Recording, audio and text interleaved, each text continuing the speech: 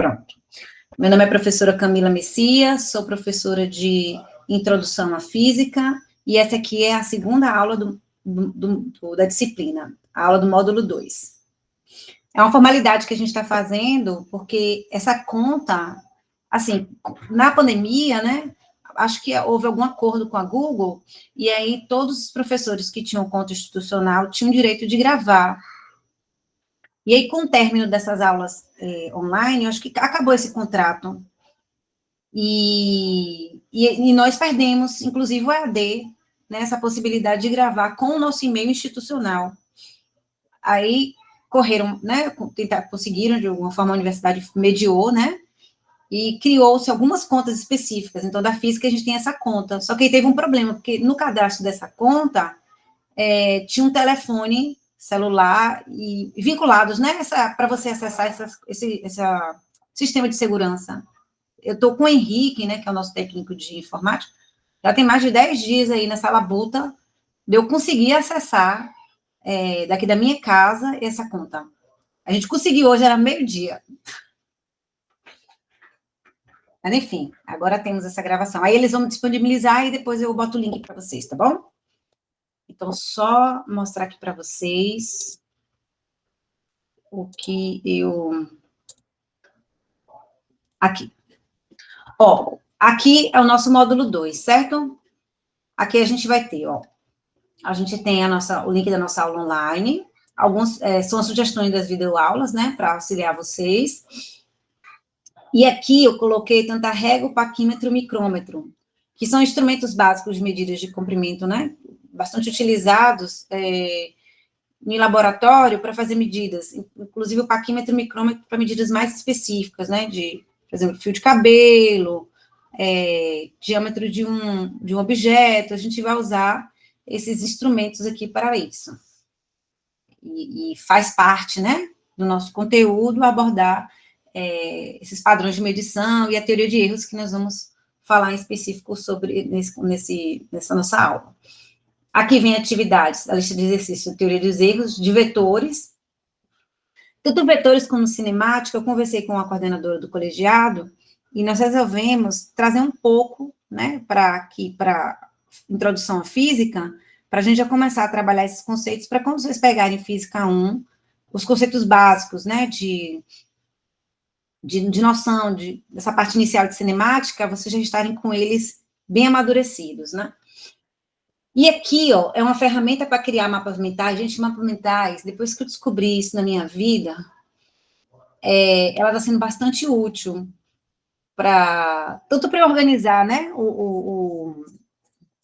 os conceitos, tanto para organizar, por exemplo, minhas aulas. É um recurso que eu gosto muito, e eu acho importante vocês, principalmente como estão começando agora, né, no curso, aprender ferramentas diferentes de métodos de ensino, de estudo, na verdade, ensinando de estudo, né, de ensino também, porque, enfim, tem gente que vê de mapas mentais, por exemplo.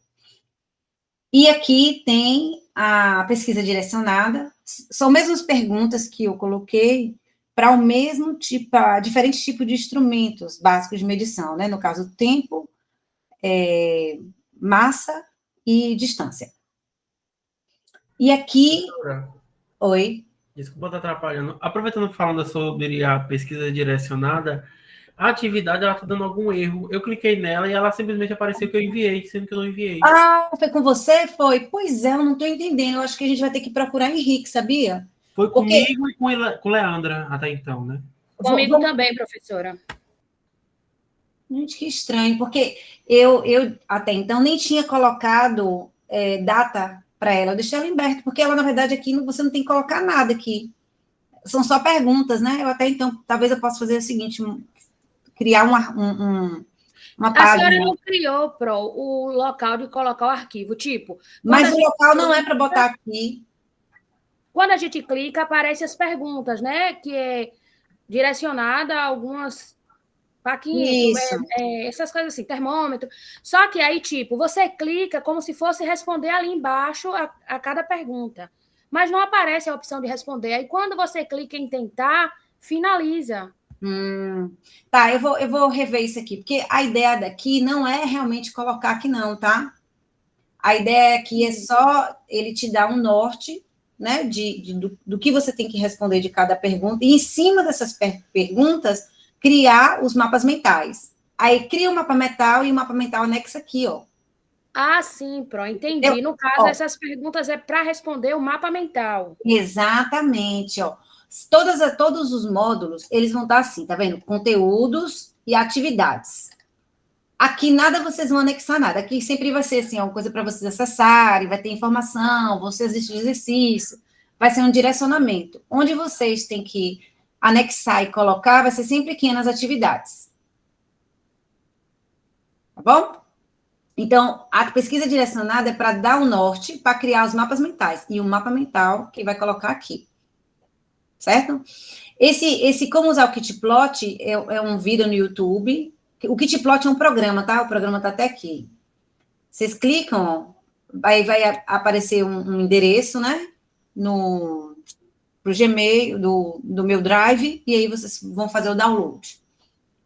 É um programa para construir gráficos. Vou fazer um exemplozinho com vocês hoje do que vocês vão ter que fazer. Bem básico, para vocês começarem a entender. Por quê?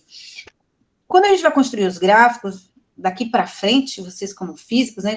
Normalmente a gente aprende muito Excel, fazer o básicozinho ali, né? Mas o Excel não é um programa próprio para isso. O Excel é um programa que faz análise estatística. Então, existem programas para físico trabalhar e matemático também. E o Kitplot é uma delas. Por que eu quero usar o Kitplot? Ele é fácil, ele é bem visualmente, assim, você consegue enxergar, ele tem várias ferramentas, né, que é super fácil de acessar. E, além disso, ele é gratuito. Qual o problema que vocês vão encontrar? As versões atuais deles, ela não é mais gratuita, né? Essa que eu coloquei aqui para vocês só que para os Windows mais modernos, você não consegue mais instalar. Então, toda vez que vocês vão abrir, vocês vão ter que executar. É o único problema que você vai ter com relação ao Kitplot. Aí, lá para frente, quando vocês virarem pesquisadores, né? Já vamos usar aí programas mais específicos, melhores, que a gente vai ter o Origin, por exemplo. Tá bom? Então, vamos continuar aqui. Então, aqui, onde vocês vão colocar os mapas mentais e aqui as listas de exercício, ó. Então, da teoria dos erros, a propagação dos erros e a dos vetores. A instrução está até no lugar errado, eu vou botar para cá. E aqui, onde vocês vão colocar os gráficos que está nessa instrução aqui, ó. Depois eu conserto isso. Beleza? Então, vamos partir para a nossa aula.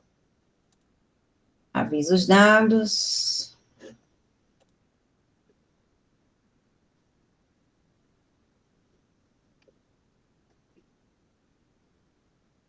Deixa eu botar...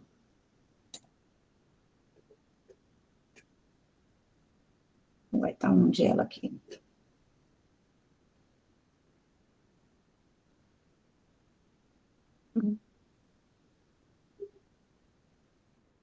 Esse Kitplot tem que instalar, é? Eu vou mostrar para vocês como vocês vão usar, tá bom? Mas você não tem acesso ao computador? Seria alguma coisa desse tipo, assim? Não, eu estou tentando ver aqui, só que ele abriu um bocado de zip. Eu vou mostrar. Eu vou mostrar, tá bom? Viu? Na hora da aula aqui, Esse daí eu não conheço, não. A maioria dos alunos, quando eu realmente dou aula de introdução à física... Agora achei ele aqui.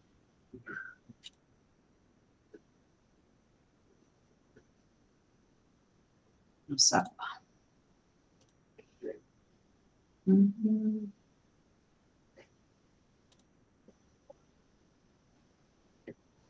Pronto. Então, vamos lá para a nossa aula de hoje.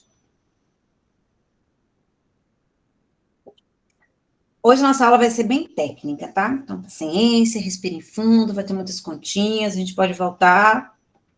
A parte boa é que a aula vai ser gravada e vai ser interessante até para vocês depois, né, revisarem e refazerem as continhas que nós faremos hoje, ok? Já vai direto assim, deixa eu tinha colocado aqui. Vamos trabalhar com o que a gente chama de teoria dos erros, né? A teoria dos erros, chega a ser até um termo engraçado, né? Não sei se para vocês é, de imediato, né, a gente pensar em uma teoria que tratar de erros. Quando a gente fala, né, da física, que busca tanta precisão e exatidão. Mas é exatamente sobre isso, porque o ato de medir, ele traz certas limitações. Então, a gente tem que desenvolver, né, uma metodologia específica para que a gente tenha confiabilidade no que a gente quer medir, como a gente quer medir, e por aí vai. Então, tem duas palavras, né, muito importantes, que é a palavra exatidão e a palavra precisão. Exatidão, ela está relacionada com quanto fidedigna ela é, quanto mais próxima da realidade é a sua medida. E a outra está relacionada com a precisão.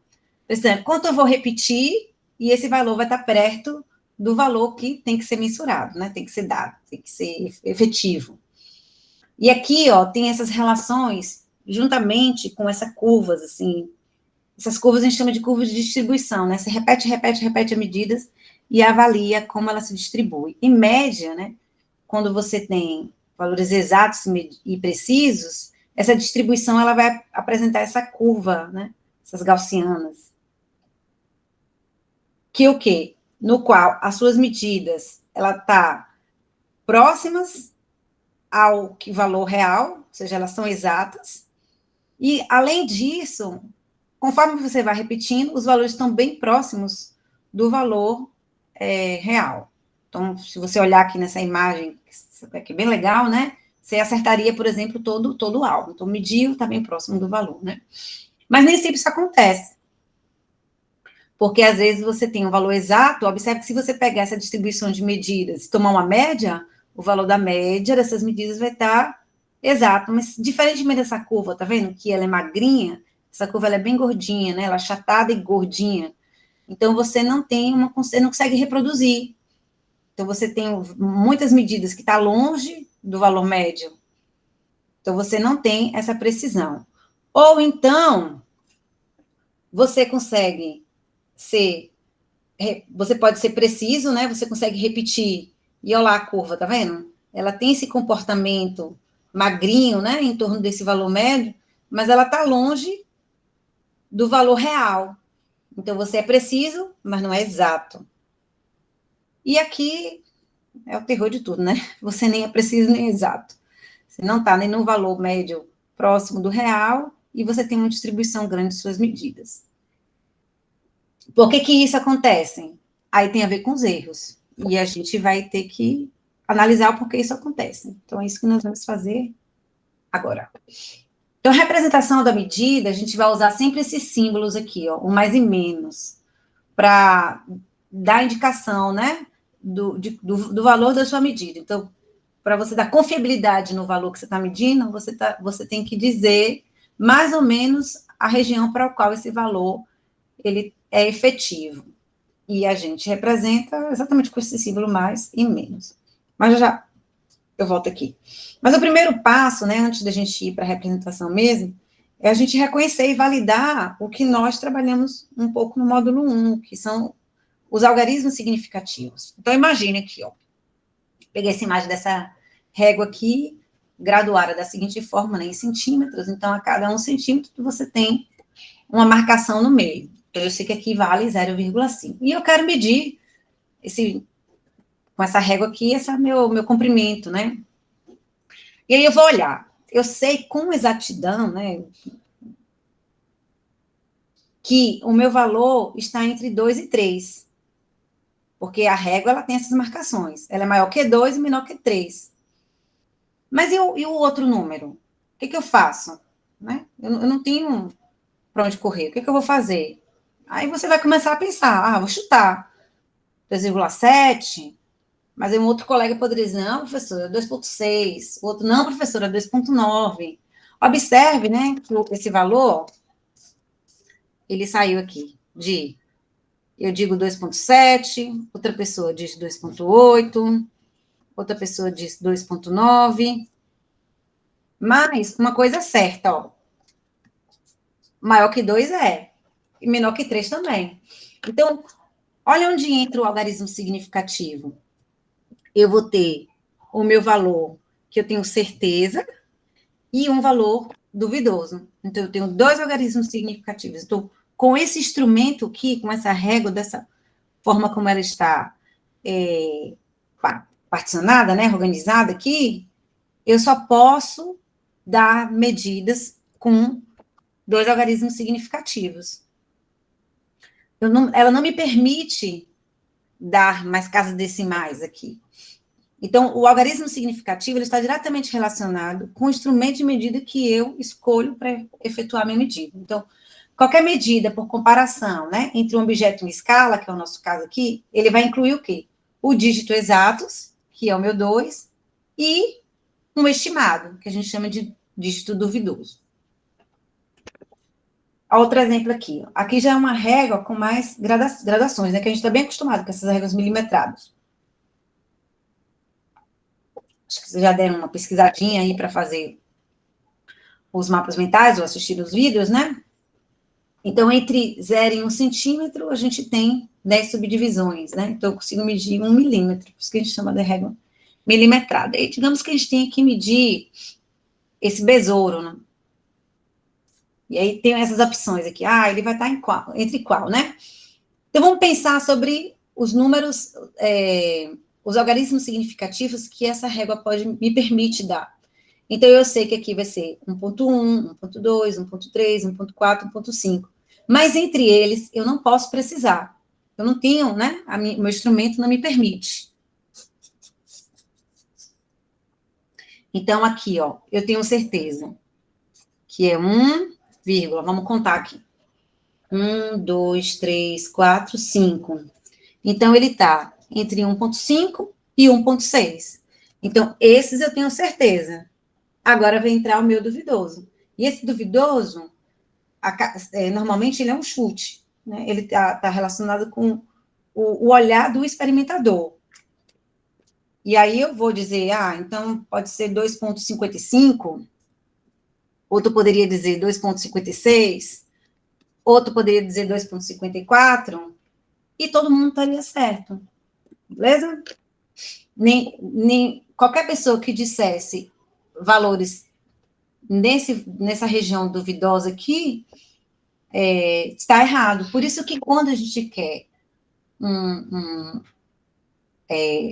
ter confiabilidade, o que a gente faz? A gente repete várias vezes, para você tomar um valor... Oi, Pro, boa noite. O áudio está bem baixinho. Será que é só para mim? Vixe. Para mim está tranquilo. Estou conseguindo. Para mim está normal também. Tenta colocar fone de ouvido. Vê se ajuda. Ok, obrigada. Viu? Então, ó, das nossas opções, a gente colocaria esse item, né? Eu não poderia colocar esse aqui, porque o meu instrumento não me dá precisão para chutar nesse valor. Aí, o que eu faria se eu preciso de uma precisão dessa? Eu vou para o aquímetro. Se eu preciso de uma precisão maior, vou para o micrômetro. E aí, a gente vai escolhendo instrumentos de medidas que vai permitindo a gente precisar melhor nossa medida. Então, toda medida, ó, vai ser sempre o valor médio, né? Não necessariamente sempre, mas é um valor que a gente utilizou, né, para efetuar a medida, mais ou menos o erro. Esse erro aqui, ó, a gente já vai chegar nele, para definir como, porque ele vai depender de cada instrumento, tá? Mas lembre-se sempre, no laboratório, em especial, né, acaba que vocês vão ver que no curso, assim, as nossas... as físicas teóricas, né, a gente acaba não utilizando o erro instrumental, mas no laboratório é essencial. Então, a gente faz a medida, mais ou menos, o erro instrumental. E a unidade de medida, né? Claro. No uso do instrumento, né, a gente dizemos ter 2 formas de você obter as medidas. Aí eu peguei alguns exemplos aqui para vocês compararem. Que é a medida direta e medida indireta. Aqui, ó, normalmente medida direta você faz por comparação, como aqui o caso. Então, essa balança aqui, né, uma balança bem antiga, o que você faz? Você pega um objeto que você quer conhecer e vai colocar na balança. O que vai acontecer? Ela vai ficar torta. E aí, você vai colocando massas conhecidas até que você obtenha o equilíbrio. Quando você obtém o equilíbrio, você sabe que o valor da massa desse objeto. Então, é uma forma de medir direta por comparação. A outra é usar a régua, né? Você tem a régua milimetrada, você compara o objeto. E uma medida indireta seria usar o quê? Por exemplo, essas balanças, né, que a gente tem para obter o nosso peso, a nossa massa, na verdade. Normalmente aqui a gente tem um sistema de mola, e a compressão que é feita nessa mola, ela é convertida nessa informação, né? Você usa a lei de Hooke, né? F igual a KX, e a força-peso do nosso corpo, da nossa massa, ela vai comprimir essa mola, a compressão da mola está diretamente relacionada com a massa que está sobre a balança, e ela é convertida essa informação exatamente como a massa. Então, é uma forma indireta, né? Observe que aqui a gente usa massas conhecidas e específicas, e por comparação, você obtém o obtido da massa. Aqui você tem uma conversão, né? Você primeiro tem a lei de Hooke, o comprimir, né? O comprimir da mola, e o quanto a mola comprimiu, se for muito ou pouco, está diretamente relacionada com a massa ao qual a balança está sendo sujeita. Então, é uma medida indireta. Uma outra forma indireta de você medir o tempo é o balançar, né, do pêndulo, o ir e voltar, que a gente chama de período. E conhecendo a massa que está, né, ligada, né, ao fio do pêndulo, você consegue definir o tempo. Né? Você tem os relógios, né, o tic-tac, os antigos. Beleza? Então, vamos aos tipos de erros.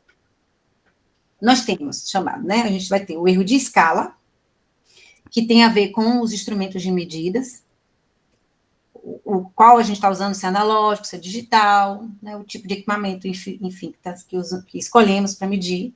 O erro sistemático, que ele está relacionado normalmente a falhas de métodos empregados, né, normalmente um erro de... Oi? Deixa eu fazer uma pergunta. Tá travando. É só para mim ou para as outras pessoas também? Acho que só para Aqui tá você, aqui tá tranquilo. normal. Internet é fogo, né?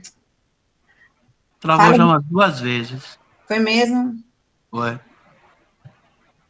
Eu não sei se você E tem, aqui, será que tem um se lugar melhor? travar de novo, eu volto a falar. Tá bom. Erro. Aqui você tem, então, normalmente essas falhas de métodos empregados são quando você não calibrou o equipamento de forma adequada, ou então, por exemplo, tem um agente externo, o vento, né, está interferindo na medida, enfim, algo assim a mais, né, que impede o bom funcionamento do equipamento. E, por fim, o erro aleatório. Eu acabei não colocando o erro percentual, mas ele não é bem considerado erro, ele é uma análise que a gente faz. Então, vamos pensar no erro de escala. O erro de escala, ele é inerente, né? Você pode ser o melhor operador, o que for, independe. Então, eu trouxe esse exemplo aqui, que eu gosto muito, né? Porque, para tornar bem visual a questão do erro de escala. Então, eu quero medir a menor distância entre, sei lá, qualquer coisa, né? Um objeto, por exemplo, um átomo. Não, um átomo não, que nem no microscópio. Mas, enfim, eu quero ver a largura de uma célula. O microscópio não vai permitir você visualizar, porque a menor medida que você consegue usando o microscópio é de 0,2 milímetros. Então, é a menor medida que você pode ter. Então, você quer medir uma coisa de 0,1 milímetro? Não vai conseguir aqui no microscópio. Então, você tem que partir o quê? Para um outro equipamento. Porque aqui a gente tem um microscópio eletrônico de transmissão, que ele já vai te dar, né, a menor medida de 0,2 nanômetros. Então, independe. E como é que a gente define o erro de escala? Aí, vamos ter duas classificações. A gente tem o equipamento, né? Um instrumento analógico e o digital. O erro, quando o equipamento é analógico, ele vai ser a menor medida dividido por 2. E no erro digital, ele vai ser a menor medida possível. Então, aqui, por exemplo, ó, a minha régua, né? Que é um equipamento analógico. A minha régua milimetrada, a minha menor medida é 0,1 milímetro. Então, o erro dela vai ser 0,1 milímetro dividido por 2, que vai ser igual a 0,5 milímetros. Então, o erro instrumental da régua milimetrada vai ser 0,5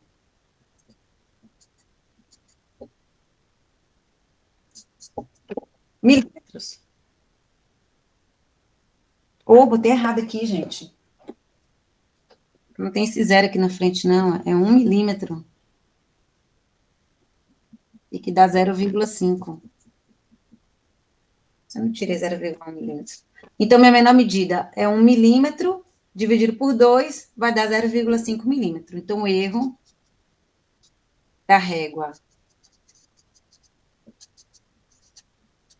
milimetrada, ela vai ser mais ou menos 0,5 milímetros. Agora, vamos pensar em equipamentos digitais. Então, por exemplo, aqui, esse termômetro digital, né? Tá aqui em Fahrenheit. A menor medida que eu posso fazer aqui, tá tudo zerado. A menor medida é 0,1. Então, o erro desse termômetro digital aqui, em específico, da figura, vai ser 0 mais ou menos 0,1 graus Fahrenheit. Para essa balança semianalítica, se ela tiver toda zerada, ó, aqui tá pequenininho, né, mas tem um Gzinho aqui de gramas, vai ser 0,0001. 0,0001. Então, lembrando, analógico, menor medida dividido por 2. Digital, menor medida possível que ela pode ser realizada. No Então, caso, pronto. No caso, tem ali 72,7. Aí, se tivesse 72,77, seria 0,01. não, aí o que acontece? Você não poderia ter 77 aqui. Ela não me permite. Então, a menor medida que eu posso efetuar aqui é uma casa posterior à vírgula, que seria 0,1. É a menor medida. Não, mas é isso, eu só estou dando outra coisa para poder entender se era isso aí mesmo. Entendi agora. Se esse aqui tivesse 72,77. Isso. Então, aí seria 0,001. Obrigada, Bruno. Por nada. Então, para essa balança aqui, ó, a medida, né, de forma correta, aqui, para a gente colocar de forma correta, ó, vai pegar o papel. Deixa eu botar uma aqui. Botei. Então, a medida correta para essa balança, o valor, né, vai ser 0,1686, mais ou menos 0,0001 gramas. Eu quero que vocês, quem tiver balança em casa, ou então um paquímetro, um micrômetro, vocês olhem com cuidado, que normalmente a maioria dos instrumentos, ó, essa régua mesmo aqui apresenta, ó. Não, apesar que aqui é uma graduação, ela tem outra graduação aqui em cima. Mas a maioria dos instrumentos, ele vem com o erro associado a ela. Ele vem a informação, né, do erro instrumental. Depois, quem tiver, assim, quando vocês tiverem um tempinho, dê uma fuçada, né, dos equipamentos que vocês têm em casa, têm acesso. Ok, olha lá, o paquímetro, né? O paquímetro e o micrômetro, eles vão ter recursos específicos que vão permitir a precisão. Então, no caso do paquímetro, o vernier, né, ele vai ter subdivisões. Então, você tem verniers, alguns de 10 traços, outros de 20 traços. No caso dos 20 traços, você subdivide o milímetro em 20, e aí você ganha mais precisão. Então, o erro na régua que era de 0,5, ele vai passar a ser agora 0,05. Quando você tem equipamentos, no caso, né, do paquímetro, que tem o vernier, e do micrômetro, que tem o tambor, a informação, essa informação, né, do erro, como a gente faz, ela está relacionada com o equipamento de precisão que ele tem. Então, se, por exemplo, aqui fosse de 10 traços, esse erro seria de 0,01. Então, está relacionada com a precisão, né? De como o equipamento ele foi organizado para isso. Tá? No caso do micrômetro, o tambor, ele faz o quê? A cada 0,5 milímetros, você tem 50 subdivisões. E aí você vai passar a ter uma precisão, um erro, né? De 0,01 milímetros. Que são os erros instrumentais de escala, né? Desses equipamentos. Com relação aos erros sistemáticos, como eu falei, né? Ele está relacionado com, normalmente, causas externas ou erro grosseiro, né? O erro grosseiro que a gente chama é o erro do instrumentador. E aqui eu trouxe, né? Um caso, né? Que teve de que uma calibração errada, esqueci o nome disso. Para detectar, né? Radar. Um radar, esqueci o nome do radar. Ó, estava aqui escrito, ó. Um radar não calibrado de forma adequada e com isso gerar multas de forma incoerente, né? Então, o erro sistemático, ele tem essas causas. Ou então, quando você faz medidas em áreas externas, que aí você tem a umidade do ar, ela interfere. Então, é importante você ter essa sensibilidade no ato de medição. Né? No caso do erro sistemático, ele tem a ver muito mais com a visão de quem está operando o equipamento, né?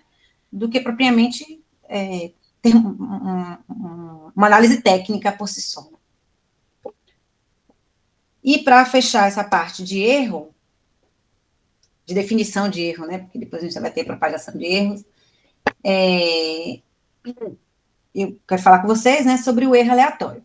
O erro aleatório, ele tem a ver com a gente, na busca da precisão. Então, você repete a medida várias vezes, e aí você faz uma análise estatística dos seus dados, para você, então, ter o seu valor fidedigno da sua medida. Para vocês terem uma ideia, né, quando eu ministro essa aula no laboratório de física, eu divido normalmente em grupos, eu pego bolinhas de isopor, então os alunos têm que medir 100 diâmetros de uma bolinha de isopor, ou então o diâmetro de palito de dente, né, de 100 palitos de dente, e eles fazem essa análise estatística para exatamente a gente obter aqui, essa curva aqui.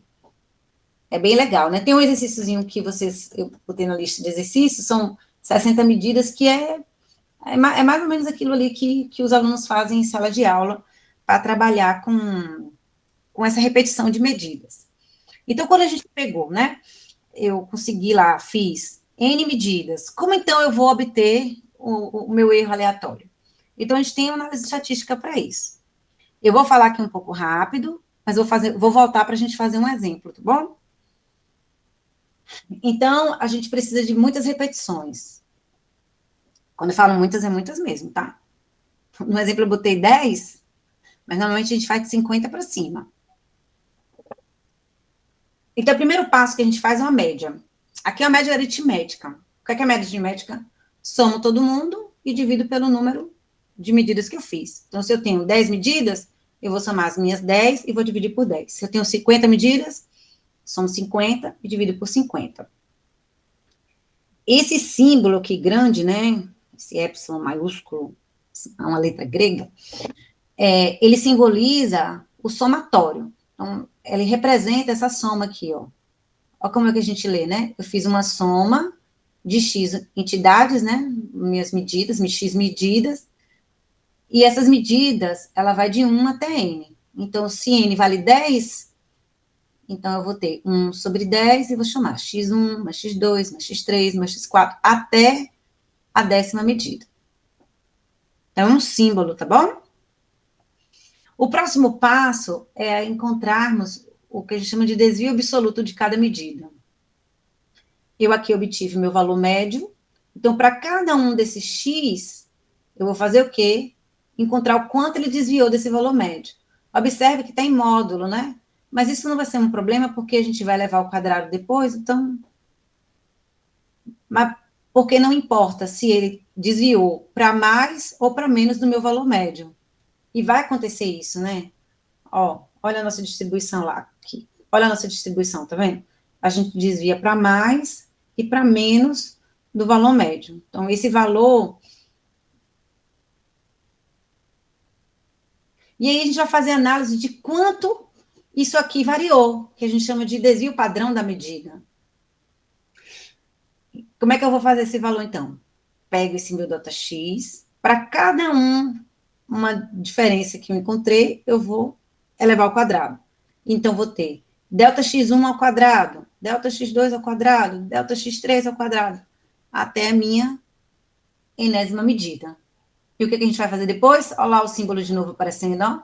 A gente vai fazer a soma deles todos, e agora vamos dividir por n menos 1. Então, se eu tenho 10 medidas, vou dividir por 10 a menos 1, que é 9. Se eu tenho 50, 49, dividido por 49, e por aí vai. Então, a gente vai ter o desvio padrão da medida. Mas o erro, ele está relacionado com o desvio padrão da média, que é nada mais que o quê? Esse valor dividido por raiz de n. Então, vamos fazer um exemplo aqui, ó. Então, a situação é o seguinte. Então, eu peguei um paquímetro, que me dá uma precisão, né? Ou seja, meu erro de escala do paquímetro.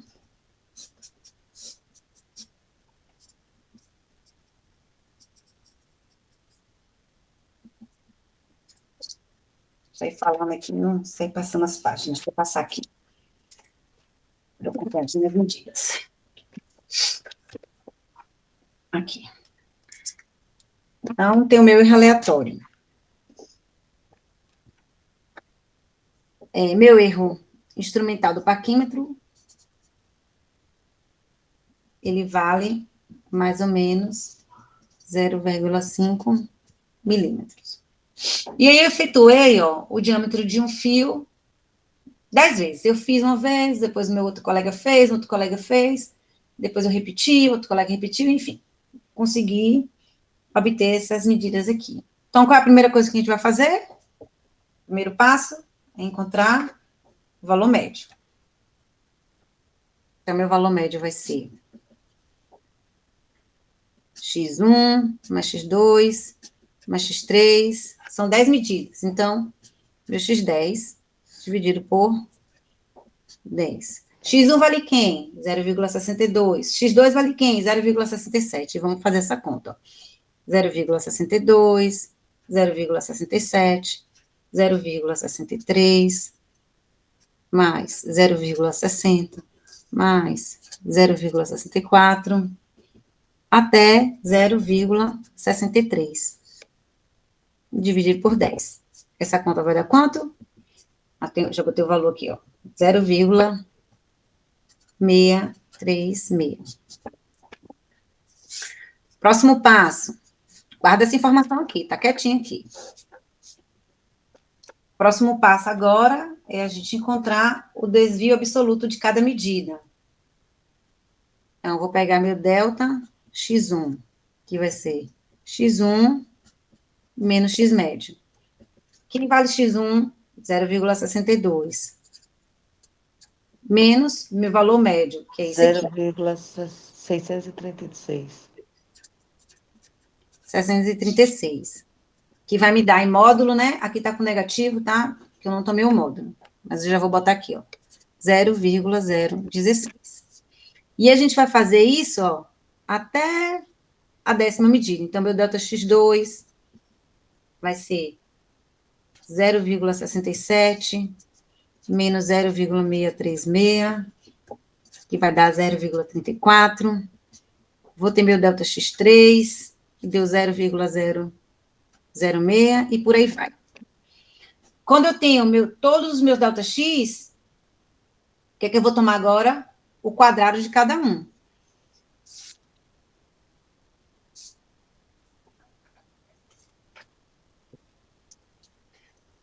Ó, pronto. Diga. A dúvida pode ser uma dúvida do tipo besta. Mas por que saiu? Porque tá em módulo, né? Aí ele saiu ali, ó. O Menos zero. negativo, porque eu tomei o quadrado. Se você... Não, é o que tem o negativo, positivo, Ah, negativo, negativo. é porque, por exemplo, tá vendo? 0,62, ele é menor do que a média. E aí ficou Ah, negativo, sim, sim. entendeu? Mas aqui, ó, como a gente toma o módulo, né? Aí esse valor, né? Mas Isso. como a gente vai levar ao quadrado, não vai ser um problema. Ah, entendi, entendi.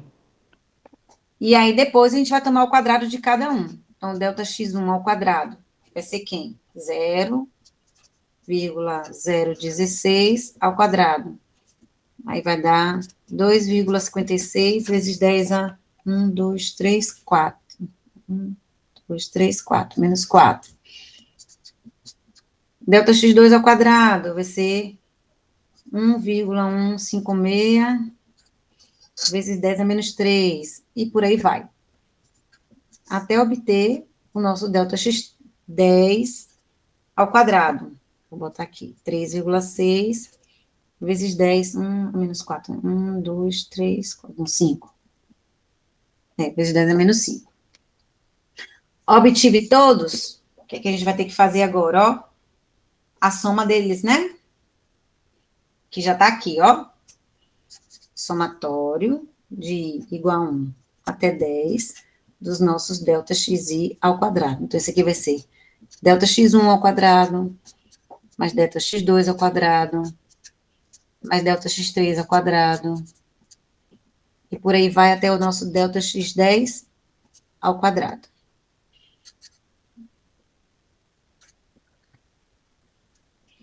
Deu lá o nosso valor de 0,00444. Pronto. Já temos esse valor aqui, ó. Então, agora a gente vai encontrar quem? O nosso desvio padrão da medida. Então, vai ser raiz quadrada desse valor, ó, dando somatório, 0,0444, dividido por n-1, que vai ser 10 a menos 1. Então, vai ser raiz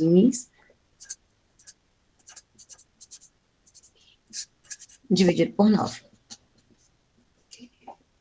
E o nosso sigma x, que já está calculado aqui, deu 0,02211. Ainda não temos o erro, né? O erro, ele é aleatório, ele vai ser desvio padrão da média. Então, vai ser sigma x dividido por raiz de n, que no nosso caso vai ser 2211 dividido por raiz de 10. E esse valor deu... Deixa eu só conferir se esse valor foi exato, viu? Porque eu quero falar uma coisa com vocês. Deixa eu pegar aqui a calculadora. Ô, pronto, tem outro programa além do Excel que dá pra gente fazer isso aí? Pra conferência. Eu acho que estatísticos só tem o Excel mesmo. Ah, não deu exato não. Deixa eu só colocar aqui. Eu quero falar uma coisa para vocês. 0,006991. Ó, uma coisa muito importante. Erro só tem um algarismo significativo. Não faz sentido eu ter mais de um algarismo significativo, porque senão eu tenho que pensar na precisão do erro. Então, não faz sentido. Então, eu sempre tenho que colocá-lo para que ele fique com apenas um algarismo significativo. Ó, zero esquerda, zero esquerda, zero esquerda. Então, eu tenho que fazer minha aproximação aqui. Maior que 500, aumenta uma casa. Então, meu erro aleatório foi 0,007.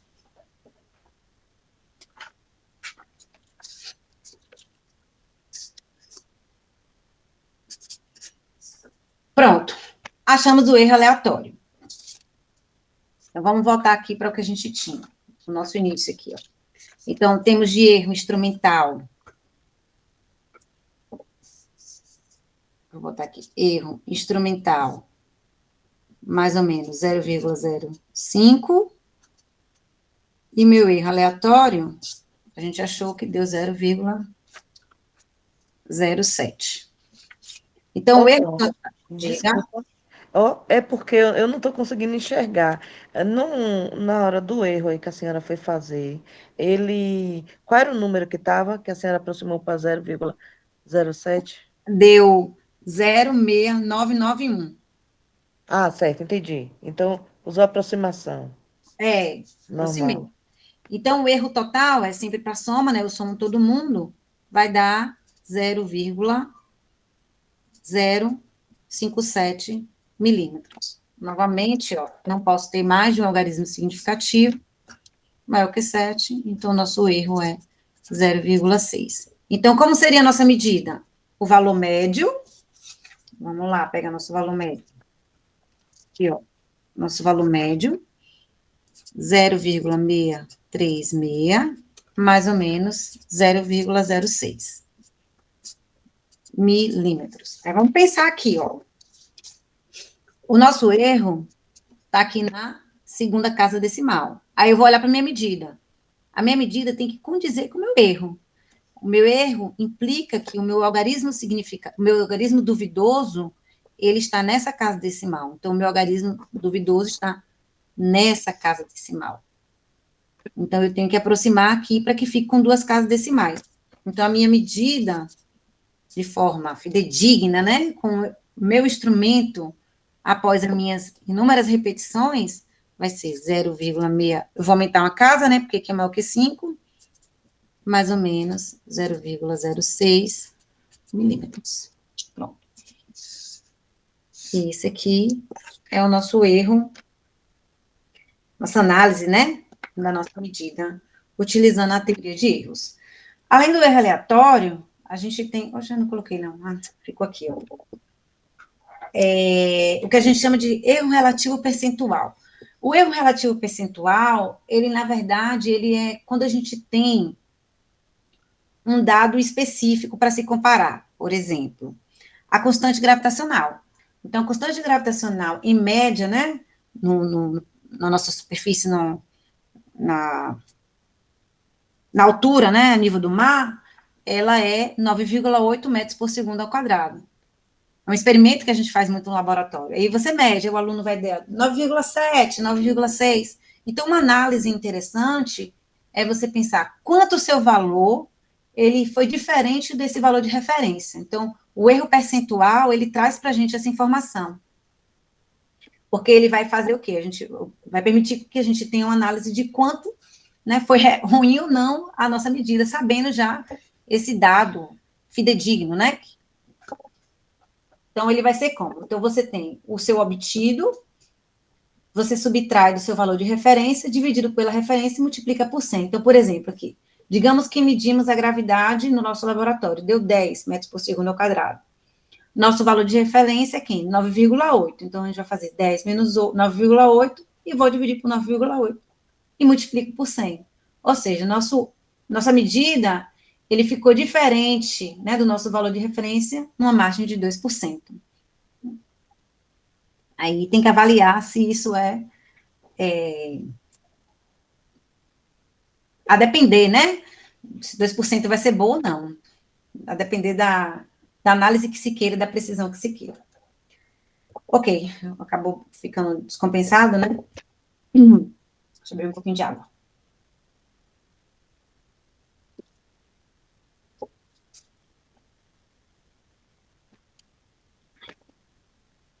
Quando a gente faz a análise de erros, a gente vai enfrentar uma coisa que a gente chama de propagação do erro. Que é isso? Pedindo menos aqui, né? Eu usei a régua, por exemplo, para medir a minha borracha, certo? O comprimento, a largura, a altura. Mas eu quero calcular o volume. A minha régua ser o erro instrumental dela. Mas e o volume, que eu vou multiplicar essas três grandezas? Como é que vai ficar? Então, a gente tem, né, algumas relações para fazer essa análise que a gente chama de propagação do erro. Que são essas daqui. Novamente, não se assombrem, não se assustem. São continhas chatas, porque tem que ter bastante atenção, mas não são absurdas não, tá bom?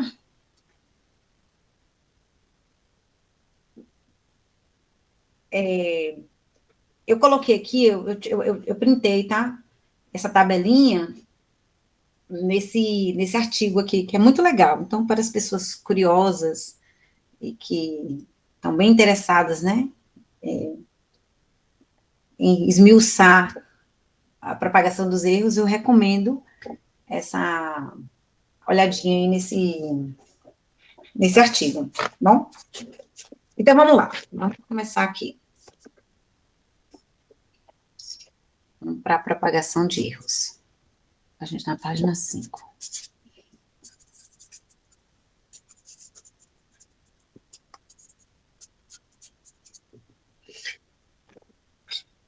Vamos pensar assim, né? Eu tenho uma função qualquer y, tá? Esse y nosso aqui, ó, do artigo. E esse y, ele é uma função de vários entes. Entes quaisquer, né?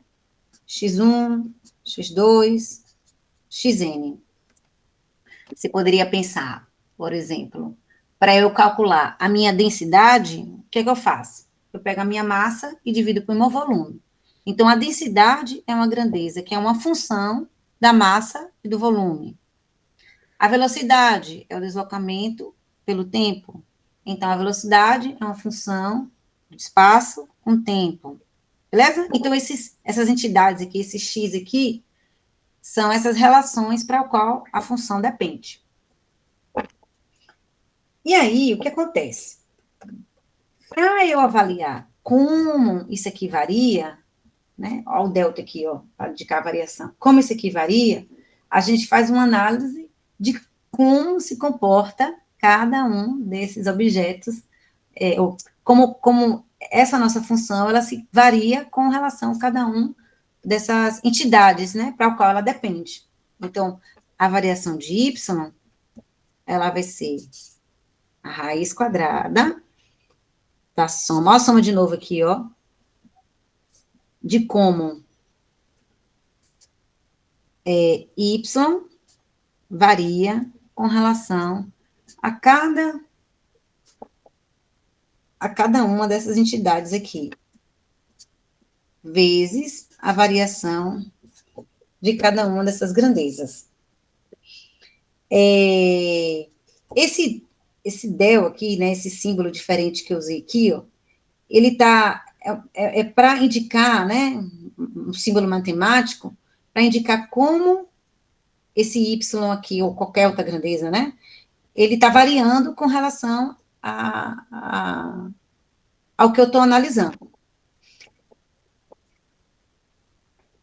É claro que isso aqui vocês vão ver lá para frente de forma bem mais profunda, né? Quando vocês forem fazer os cálculos, mas a gente vai precisar. Eu vou fazer um exemplo aqui para vocês entenderem isso que eu estou falando, tá? Eu nem vou botar, eu botei y aqui, né? Eu vou botar f, tá? Da nossa função. Eu vou botar f. Vou fazer um exemplo, acho que vai ser melhor para a gente pensar no exemplo. Então, imagine um cilindro, ok? Então, eu tenho aqui um exemplo, acho que... Vamos pensar assim, eu tenho um cilindro, e eu preciso calcular o volume desse cilindro. O que eu fiz? Peguei lá meus instrumentos e medi. Deixa eu anotar aqui as medidas que eu fiz. Medi o comprimento do cilindro. E aí, minha medida foi 5, mais ou menos 0,02 centímetros, e medi o diâmetro do cilindro, né? Essa medida aqui, ó. Tá? O diâmetro do cilindro, que foi de 2, mais ou menos 0,01 centímetro. E aí, o objetivo é o quê? Qual o volume desse cilindro com o seu respectivo erro. Aí eu vou pensar, primeiro passo que eu tenho que fazer. como eu calculo o volume, né? Então, o volume do cilindro vai ser essa área, πr ao quadrado, vezes o comprimento dele, que é L. Aí, o que eu vou fazer? Eu vou só reformular, porque eu medi o diâmetro. Poderia dividir por 2, mas eu não quero, porque eu quero falar disso aqui depois. Eu vou reescrever o meu volume para que ele dependa do diâmetro e não do raio. Então, o diâmetro, ele vale 2 vezes o raio. Logo, o raio é o diâmetro dividido por 2. Então, o volume, dependendo do raio, vai ficar π d ao quadrado dividido por 4 vezes L. Se eu comparar, né, o meu volume com essa minha função y,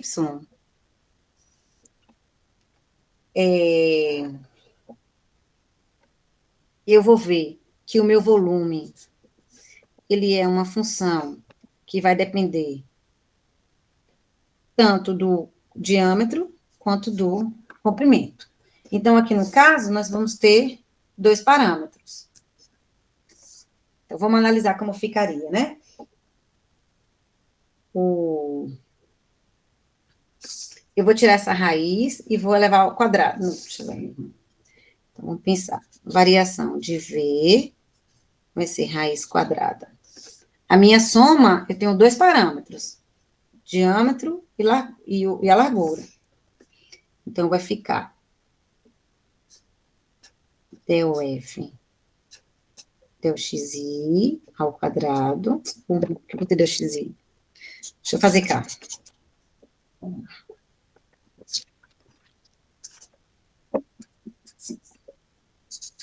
Vou só transcrever, tá?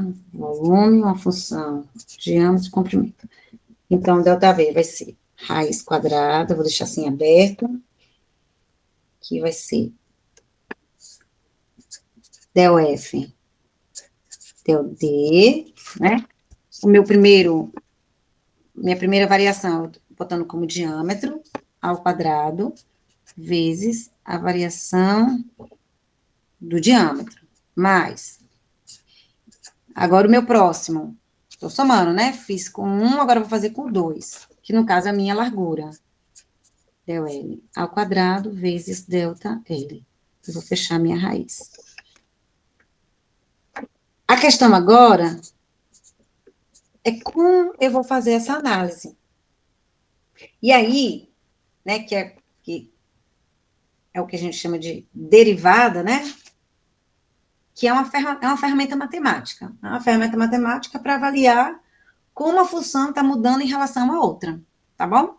E aí, aqui, né, e acredito até física 2, vamos usar essa ferramenta para polinômios. Então, o método que a gente faz é esse aqui, ó. Então, a minha derivada de um polinômio com potência n, com relação a Não está aparecendo, não. desculpa, eu às vezes baixo aqui, pronto. Ó, a derivada de um polinômio com potência n, né, dele com relação à variação dessa função com relação a x, vai ser nx, n menos 1. Vamos fazer exemplo disso. Derivada de x quadrado com relação a x. O que vai acontecer com a potência? Desce. Repito a minha função, fazendo análise de como ela está variando, x e 2 menos 1. Então, vai ficar 2x, 2 menos 1, 1. Se aqui fosse dx a menos 2 com relação a x, com relação a x.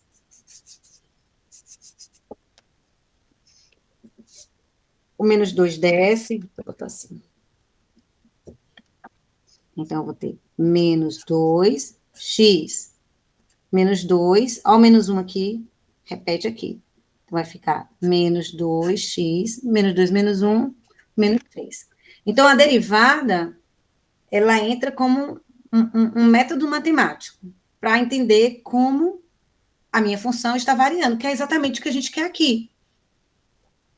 Aqui eu estou usando símbolos diferentes, porque para essa relação aqui que a gente está analisando, a gente não reconhece qual função específica ela depende, então a gente bota de forma generalizada.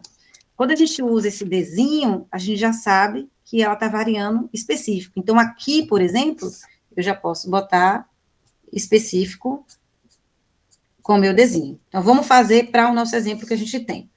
Então, nosso ΔV, raiz quadrada, eu botei DF,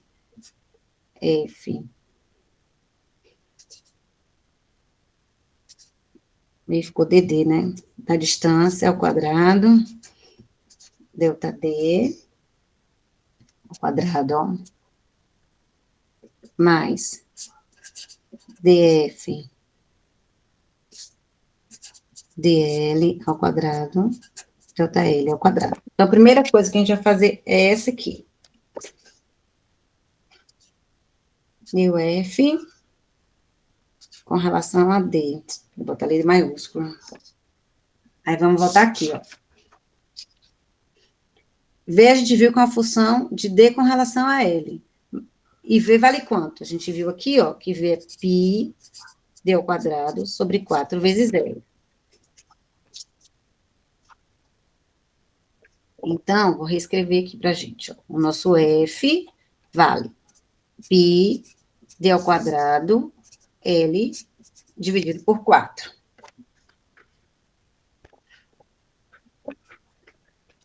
Então, eu estou analisando o quê? Como a minha função varia com relação a D. Então, eu vou esquecer esse. Esquecer como? Vou repetir aqui, ó. π L a 4. Repito minha derivada que eu quero avaliar, e só vai faltar quem aqui? O D ao quadrado. Olha lá, como é bem parecido com o que a gente tinha, ó. Polinomial, tá vendo? Só que eu tenho quem aqui em cima? O 2. Vou repetir. π L a 4. O 2. Ele vai descer. 2. D. Repito, 2. E agora subtraio de 1. Então, esse aqui vai ficar. Esse cancela. π L 2 vezes D. Que 2 menos 1 é 1. Agora, vamos para esse aqui, ó. DF com relação a L. Observem que nesse aqui a gente analisou com relação a D. Agora, a gente vai avaliar com relação a L. Então, eu vou repetir quem agora? π D ao quadrado sobre 4. E vou avaliar DL. Ô, Pro, esse é tipo derivadas parciais? É, isso aqui é derivada parcial, aqui é ordinária, né? Ah, sim. Mas é assim. E aqui para polinomial. Mas aqui a gente só vai trabalhar com o mais simples de todos. Mas é porque num vídeo aí, Pro, tá cortando na hora que a senhora fala lá, e a gente, no caso, eu não tô conseguindo, não sei se os meninos estão Não tá conseguindo. dando para acompanhar muito, não. Porque eu tô baixando, né? É porque Foi justamente, o outro foi professor de justamente isso que eu matemática, falei. ele usava... Foi justamente isso que eu falei, o pessoal disse que tá tudo ok. Tem Ah, momentos porque o senhor falou que estava Não, travando, mas está cortando foi que ela justamente desce esse a travamento que eu folha. estava falando. Ah, não, é a Às folha. vezes Minha aparece, mão. Mas às travando não vezes tá, não não. aparece. Travando não tá, não. O problema tá sendo a imagem mesmo. Tá. Mas aqui agora vocês estão conseguindo analisar? Vou retomar daqui, ó. Tá bom? Para falar da operação, ó, da derivada. Eu tenho a derivada de x com relação a n, que é a operação que a gente vai fazer. O que a gente faz para fazer essa? Como o x está variando com relação a n? Quando ele é um polinômio. Então, a nossa nova função vai ficar, eu vou descer o n, que é a potência, e x vai ficar n a menos 1. Então, se eu tenho dx ao quadrado com relação a x, olha, a minha potência é 2. O que vai acontecer? O 2 desce, e meu x vai ficar 2 a menos 1. Então, vai ficar quem? 2x. Agora, se minha potência for, no caso, menos 2. Estou dando 2 exemplos, tá bom? Então, menos 2 desce, e a gente vai ficar x menos 2 menos 1. Repito, menos 2 vezes x, menos 2 menos 1, x é menos 3. Agora, vamos voltar para o nosso caso que a gente está estudando, de fazer análise do volume, que vai depender do diâmetro e do comprimento das medidas que nós fizemos. Então, a gente precisa analisar como esse volume, ele varia com relação ao diâmetro e com relação ao comprimento. Com relação ao diâmetro, o que é que eu vou fazer? Eu vou esquecer o comportamento dele com relação ao comprimento e a constante, né? Π sobre 4, tudo aqui. Π sobre 4 vezes L. Quem me interessa para fazer análise com relação ao diâmetro é somente como ele se comporta, que é exatamente D elevado a 2, né? Potência 2. O que acontece? A operação que a gente faz, desce a potência e subtraio da potência. Então, eu vou ficar, essa minha operação aqui, né? Desce o 2, D, 2 a menos 1. Esse 2 eu vou cancelar com esse, que está no denominador, e vai me sobrar esse 2 aqui. Então, vai ficar π, L, 2, e 2 menos 1, que sobra 1. Então, vai ficar como resposta, né? Como o meu volume depende, varia com relação ao diâmetro, vai ser π vezes L vezes D dividido por 2. Aí, agora, a gente está fazendo como a nossa função do volume varia com relação ao meu comprimento. Aí, o que é que eu faço agora? Eu mantenho tudo que não depende de L fora da minha relação. Então, vai ficar πd ao quadrado sobre 4. Só sobra quem aqui? O meu L. Vai ficar dl, dl. O dl está elevado a 1 aqui, não é isso? É uma potência também. Então, o que a gente faz? Desce e eu subtraio a potência. Então, vai ficar π d ao quadrado sobre 4 vezes 1, L, 1, menos 1. 1 menos 1 é 0, L elevado a 0 vai dar 1. Então, como resposta, a gente vai ter π d ao quadrado sobre 4.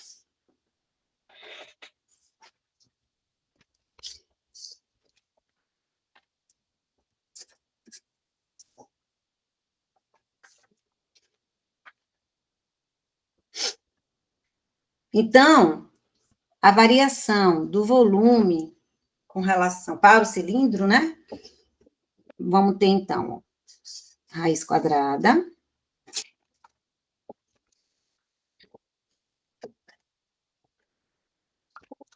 A gente tem a primeira variação, ó, com relação ao diâmetro, que a gente tem como resposta isso aqui. Então, eu vou substituir a resposta aqui.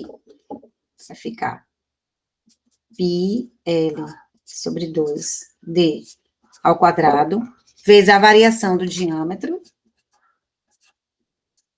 mais a variação do nosso volume com relação à largura, que deu essa relação aqui, ó.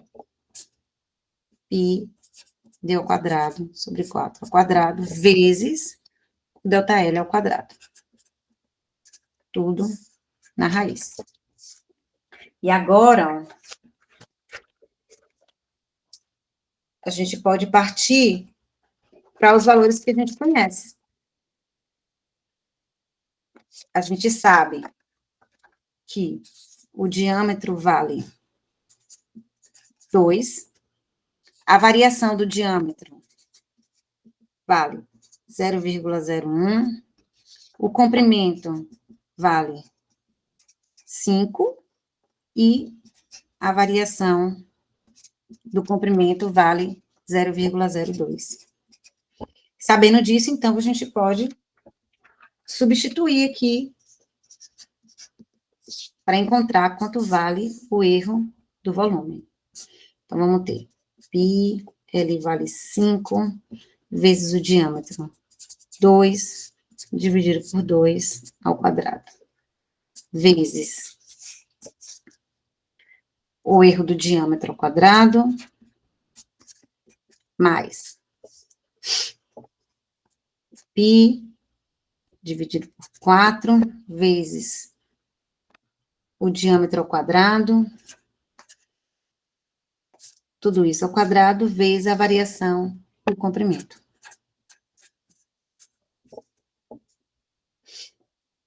E aí, fazendo essas continhas, né? A gente dá para fazer algumas simplificações, ó, aqui tem 4, 4, o π ao quadrado é comum a todo mundo. A gente chega, ó, vai ficar π raiz de 0,05 ao quadrado mais 0,02 ao quadrado, que vai dar esse valor aqui somado, ó, 0,169. E aí a gente chega, ó, ao erro, né? Novamente, eu tenho, ó, 3 algarismos significativos, erro só pode ter um, e aí a gente tem como erro 0,2. Para calcular o volume, vale π d ao quadrado sobre 4L, fica π, o diâmetro vale 2 ao quadrado sobre 4 vezes 5, né? Isso cancela.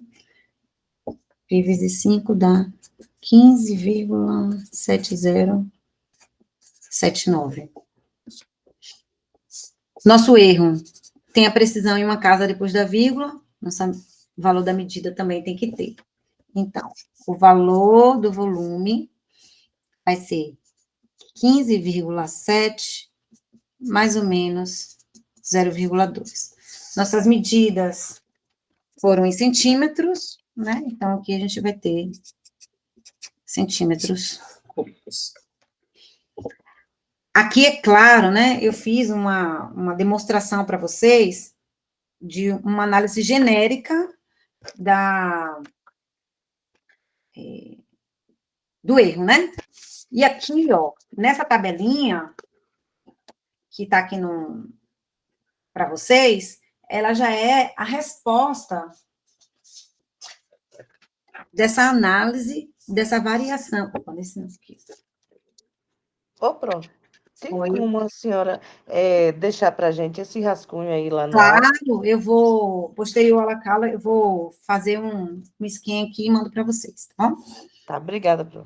Ó, essa tabelinha que está aqui para vocês, ó, é a análise de cada uma, de como se comporta, né? Quando você multiplica por um escalar, quando você faz uma soma ou subtração, uma multiplicação, uma divisão, uma potência logarítmica, tá? Então, a resposta de como fazer a análise de cada uma dá essas relações que estão aqui. Eu vou fazer um exemplo de cada uma aqui com vocês. Então, vamos lá.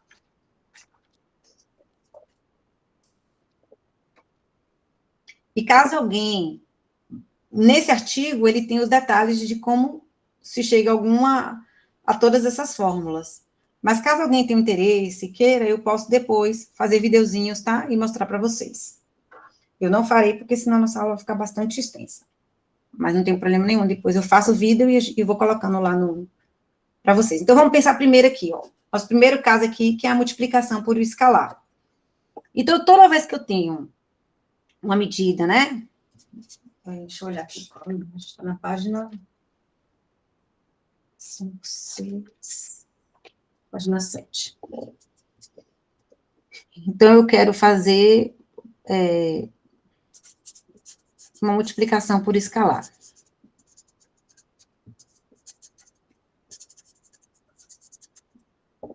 Então, se minha função, minha dependência lá, é um y, que é o k, vezes a. Sendo que o erro de a vale delta a. Então, o erro de y vai ser k vezes delta a. Um exemplo.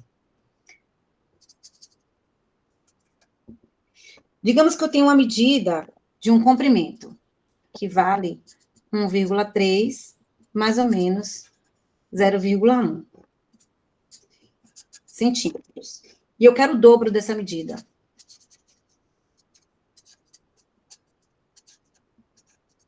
O que significa? Que agora essa minha função y, ela vai ser 2 vezes L. Observe que esse 2, ele é um escalar. A gente cai exatamente nessa relação, ó. Esse 2 vale o nosso K, e o A é exatamente o nosso L. Então, implica que o quê?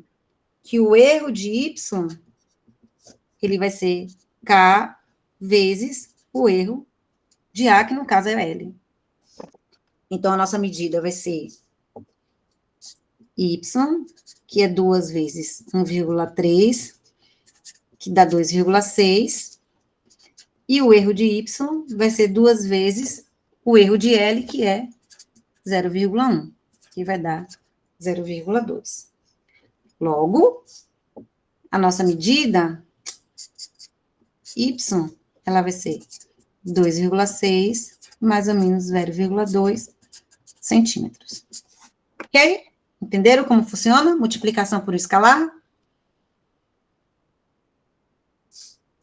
Então, o escalar, ele tanto você vai multiplicar como a medida realizada, como no erro. Sim, entendi. Agora vamos pensar na adição. Professora, dá para inverter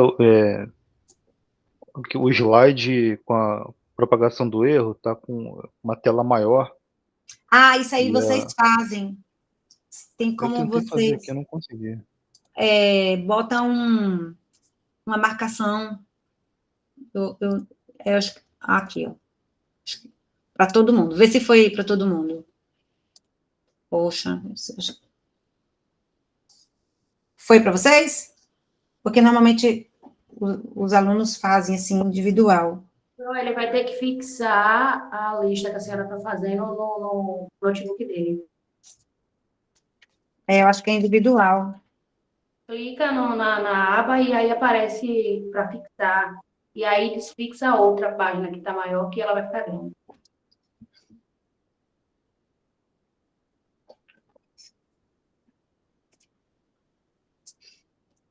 Então, na adição, y, ele é uma função que vai depender da soma a mais b. O erro de y vai ser raiz quadrada de quadrado de a mais o quadrado do erro de b. Vamos fazer mais exemplo. Tanto a subtração quanto o erro, tá? Ó, se vocês olharem aqui no slide, observe que a gente tem a mesma relação. Deixa eu botar o slide aqui para mim.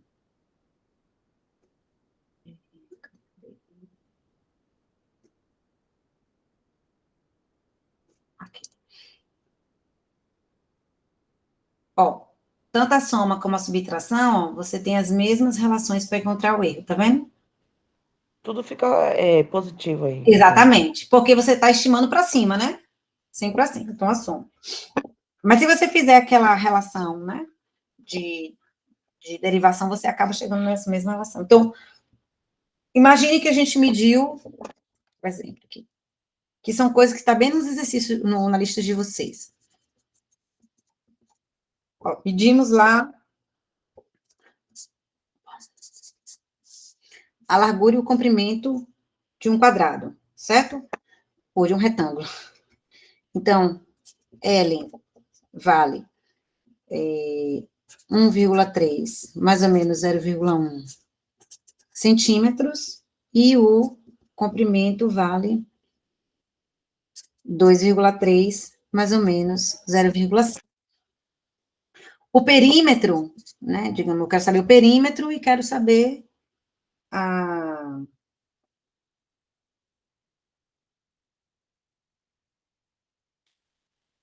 Eita, pega. Quero saber o perímetro e o erro. O perímetro, ele vai ser quem? Eu somo todos os lados, né? Vou somar 2 vezes o comprimento mais 2 vezes a largura, que eu posso reescrever dessa forma. 2 vezes comprimento mais a largura. Vamos deixar guardada essa multiplicação por escalar e vamos focar aqui nessa soma do comprimento mais a largura. Então, a nossa função, ela é exatamente C mais L. Então, a gente vai ter 2,3 mais 1,3, né? A soma convencional, A mais B aqui. 6, 3,6. E aí, o erro? O erro de Y. Observe que eu tenho a soma dos quadrados dos erros, né? Então, vai ser a raiz quadrada do erro do comprimento ao quadrado mais o erro da largura ao quadrado. Então, o erro de y vai ser raiz quadrada do comprimento 0,5 ao quadrado mais 0,1 ao quadrado. Então, delta y, eu já tenho essa continha aqui, ó, 0,509. Não posso ter 3 algarismos significativos, tenho que aproximar. Menor que 5, então vai ficar 0,5. Então, essa minha medida, ela vale 3,6, mais ou menos 0,5.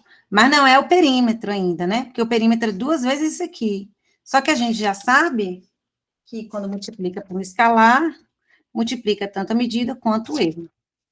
Então, perímetro, que é 2 vezes y, mais ou menos 2 vezes o erro de y. Então, isso aqui vai dar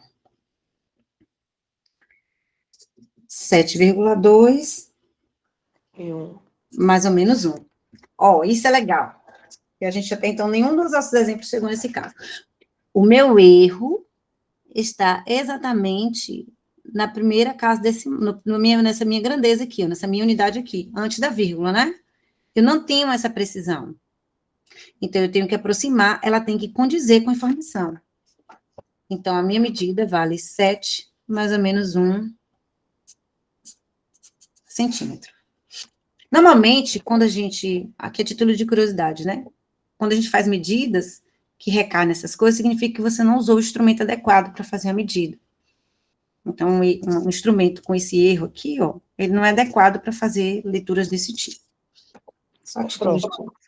Aí, nesse caso aí, no caso, a minha medida, ela pode ser 6, quanto pode ser 8, né? Exatamente. 6 e 8. Exatamente. Dentro dessa faixa aí, ó, ela faz sentido. Foi. Então, vamos fazer um exemplo aqui de multiplicação. Observem também, ó, que na multiplicação e na divisão, a gente também tem a mesma resposta para o erro, tá vendo? A gente tem a mesma relação, ó.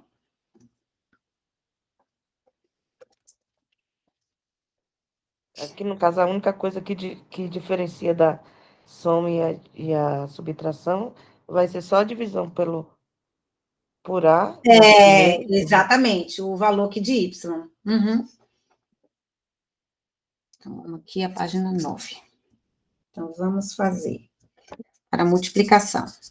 Deixa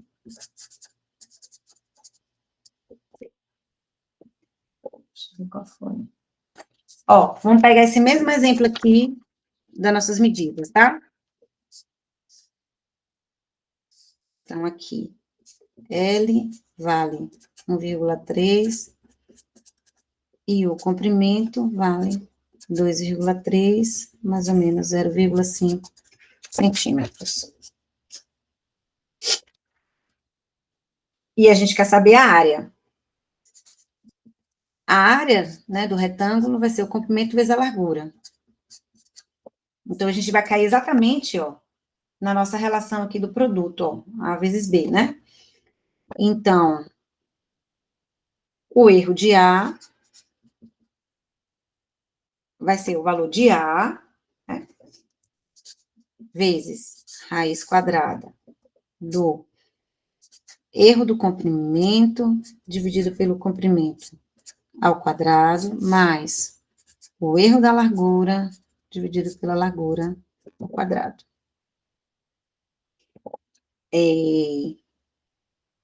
Comprimento vezes a largura, vai ser 2,3 vezes 1,3, que dá 2,99. Então, o erro da área vai ser 2,99 raiz quadrada. Erro do comprimento, 0,5, dividido por 2,3 ao quadrado, mais erro da largura, 0,1, dividido pela largura, 1,3 ao quadrado.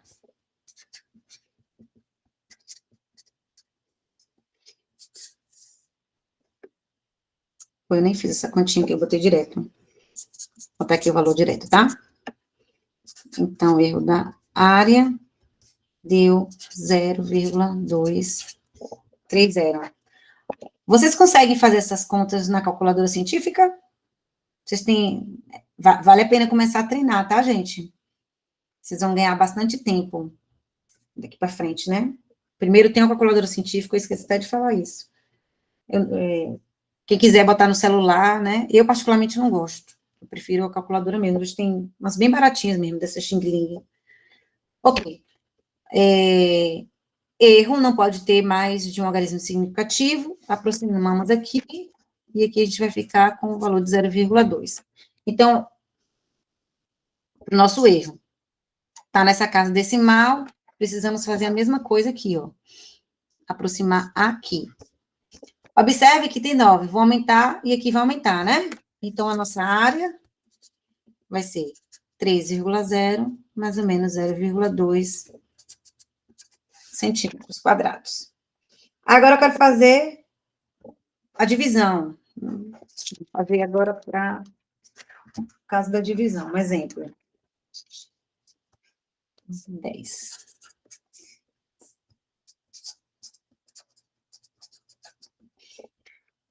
Digamos que a gente queira conhecer a densidade do objeto. A densidade é a relação da massa pelo volume. A massa do objeto vale 2,38, mais ou menos 0,1 grama. E o volume do objeto, 340,1, mais ou menos 0,5 centímetros ao cubo. Aqui a gente vai usar, olha, a relação da divisão, né? O produto que é a mesma. Então, o erro da densidade vai ser o valor dela, raiz quadrada. O erro da massa dividido pela massa ao quadrado, mais o erro do volume dividido pelo volume ao quadrado. O valor da densidade fica 2,38 dividido por 3, 340,1. Deixa eu fazer essa conta que eu não fiz, não.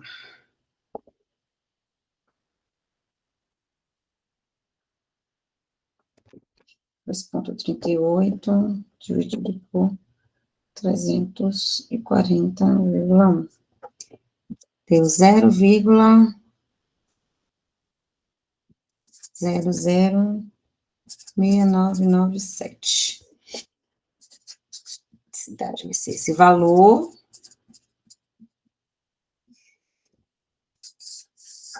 Raiz quadrada de... Aqui, vamos ficar 0,01 dividido por 2,38 ao quadrado, mais 0,5 dividido por 340. Esse número grande. Acho que é 3,4. Deixa eu ver, não tem nada não. Então, a densidade vai ser, vou fazer essa continha. Gente. O que foi?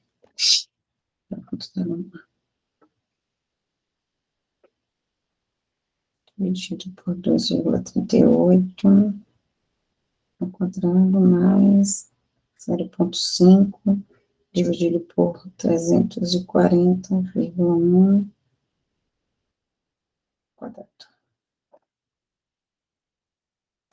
Então, fica 0,006997 vezes raiz de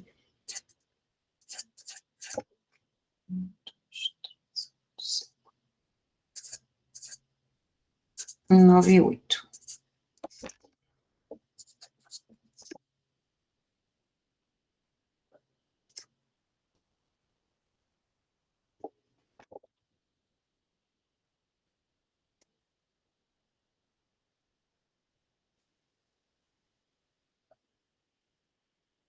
Sim, 997. Deu 0,...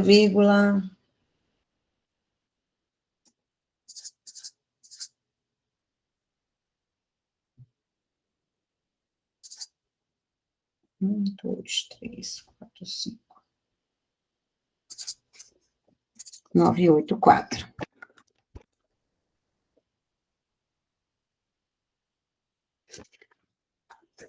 Não pode ter mais de um logaritmo significativo. E aí a gente vai ter 0,0000.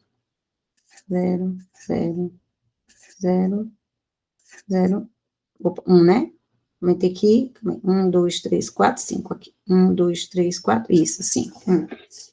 Tenho 1, 2, 3, 4, 5 casas decimais. 1, 2, 3, 4, 5 casas decimais. Ou seja, a minha densidade, ela vale 0,00700, mais ou menos 0,000, 2, 3, 4, 1, 2, 3, 1 gramas por centímetros cúbicos. Ok? Eu contei 6 casas. Onde? 1, 2, 3, 4, 5. 1, 2, 3, 4, 5. 2, 3, 4, 5, 6. Não, mas aqui, ó, quando eu aproximar, eu vou aumentar uma casa, vai ficar 1 aqui, tá vendo? Vai virar 10. Ah, certo. Entendeu? Certo. Ok. Obrigada. Então, o que a gente vai precisar das propagações de erro são as operações por escalar, soma, subtração, multiplicação e divisão. Beleza? Vão ter muitos exercícios disso aí nas listas. Tentem, né? Peçam ajuda. São exercícios chatinhos, mas que é importante esse treino de vocês, tá bom? E para a gente finalizar aqui, Pronto, tem como a senhora abrir o fórum para a gente ir tirando dúvida? eu posso, claro. Acho que estava aberto já. Vou sim. Vou até anotar aqui para não esquecer. Não sei, pode ter aberto. Agora eu olhei outro tempo aí, quando eu estava fazendo a primeira unidade, não estava ainda não. Tá, vou abrir sim. Show. Anotar aqui para não esquecer.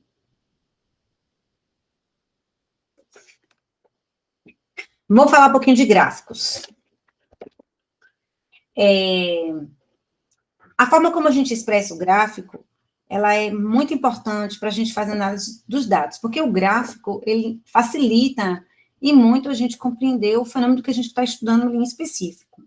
Então, eu trouxe aqui só alguns exemplozinhos simples, para vocês entenderem a importância disso. Então, aqui, ó, a questão da identificação dos eixos.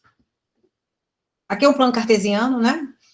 Bidimensional, você tem aqui o eixo X, normalmente que a gente associa, né? E aqui o Y. O Y, a gente está sempre associando que ele é uma função de X. Então, X, a gente, na física, sempre colocamos aqui as variáveis independentes. São variáveis que vão existir, independente do fenômeno acontecer ou não. Vou medir a minha velocidade. A minha velocidade é a variação do espaço com relação ao tempo.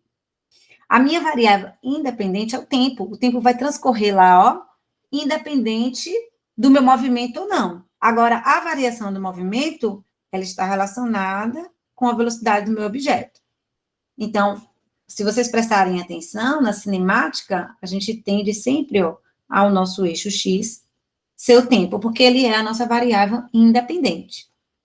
Então, aqui é um exemplo, né, de uma análise de movimento pendular. Então, você tem um sistema massa-mola, você empurra essa mola um pouquinho e ele vai oscilar, vai para cima e para baixo, para cima e para baixo. Isso é um movimento pendular.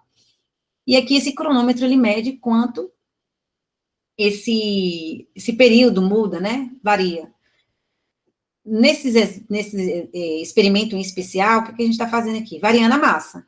Então, eu mostro 50, 100, 150, 200, até 300 gramas. E a gente avalia o comportamento do período.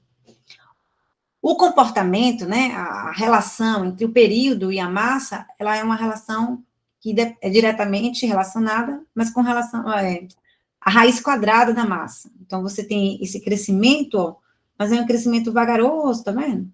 Do período com relação ao aumento da massa. Então, a forma correta, né, de expressar o quê? A minha massa, as massinhas lá, os pezinhos, né, que eu vou usar aqui, eles estão lá independente da oscilação ou não.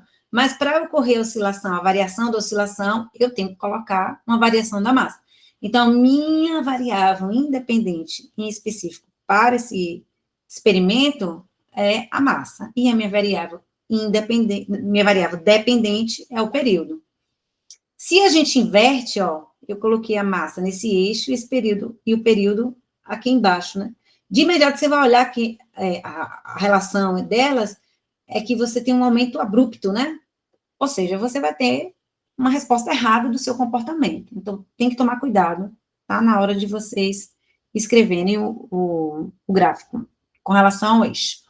Outro cuidado que tem que tomar é a escala adequada. O que é escala? Quanto vai variar, né, o meu eixo? Aqui temos 2 exemplos, né? O errado, que já está escrito aqui, está variando a minha temperatura de 25 a 40 graus Celsius. Quando eu não coloco uma escala adequada, você perde certas informações. Nesse caso aqui, ó, a gente tem um gap, né? Um degrau. E esse degrau, no caso de uma variação de temperatura grande, né? Em um pouco tempo, isso indica, por exemplo, uma transição de fase, está saindo do sólido para o líquido, ou do líquido para o gasoso. E se você não está na escala adequada, você não consegue avaliar de forma efetiva o, o, o fenômeno, né? Outro fato, assim, que eu vou mostrar para vocês, que é bem comum, né, os alunos fazerem isso aqui, quando colocar os dados experimentais, o programa, ele tem uma forma de o quê? A cada 2 pontos, ele faz uma reta, tá vendo? Ó? Entre esses 2 pontos eu tenho uma reta, entre esses 2 pontos eu tenho outra reta, e ele faz esse recorte, assim, né, do comportamento. Então, isso aqui não condiz com a realidade do fenômeno em si. Aqui, no caso, força vezes deslocamento, né, você está medindo a aceleração do objeto.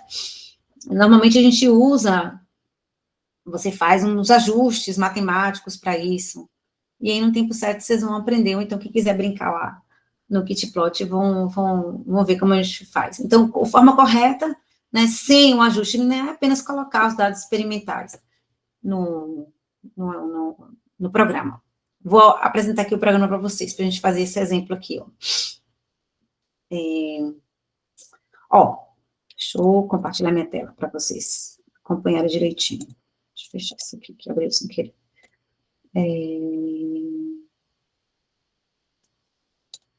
Aqui. Deixa eu... Uma apresentação.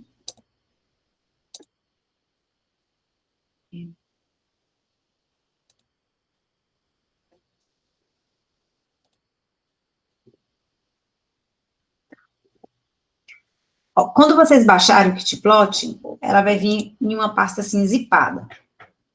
Então, o primeiro passo que vocês têm que fazer é extrair, né? Vocês vão extrair e vai aparecer uma outra tela, outra pasta assim.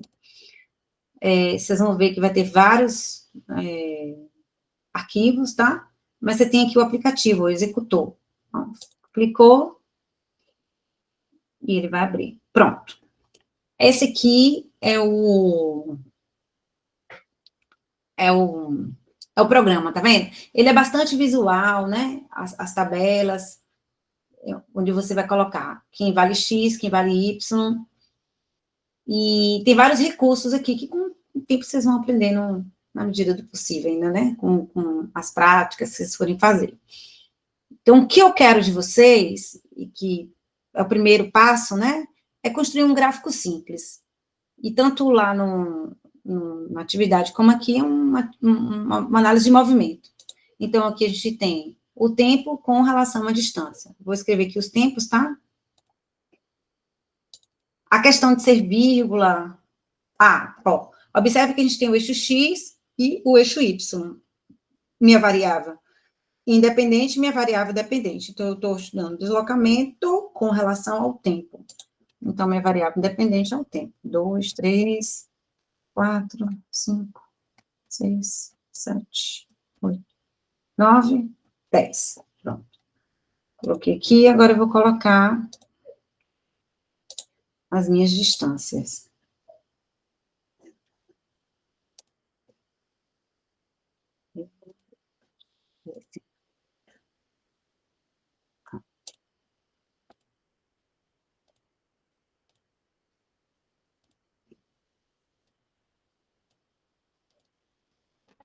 0,52.